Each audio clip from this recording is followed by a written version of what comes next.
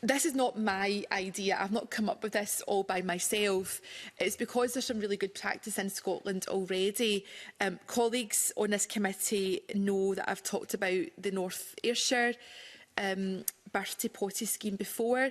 That was set up in 2019 as an environmental measure, but also as an anti-poverty measure. And that allows families to try reusable nappies, similar to the baby box scheme, but there's also an option 2, which is birthday potty, and that allows families to get some advice from the local authority, from the waste prevention team, and some families want to live more sustainably. Others are motivated by trying to reduce their living costs, but ultimately it's a non-judgmental service with advice from council officers, and families can introduce reusable nappies and use them in a kind of a hybrid way alongside disposable nappies, or use reusable all the time. It's been operating since 2019.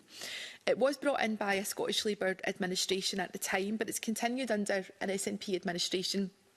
And myself and Lorna Slater, Miss Martin's predecessor, we visited, with Scottish Government officials, visited North Ayrshire recently to see that scheme in action, to hear from the officers, who are rightly very proud of what they're achieving, and to hear from a parent who's been using the scheme. The frustration that I have, therefore, is that since 2019, this really good work's been happening in North Ayrshire, but we haven't seen it roll out across the country. There are around 4 other councils that have a scheme of some sort, but it's not as comprehensive as North Ayrshire's.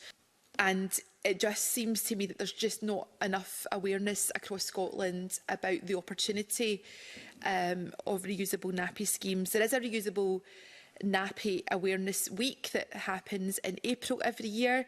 But again, it's not something that's really been prominent in Scotland, but it is supported quite well in other parts of the UK.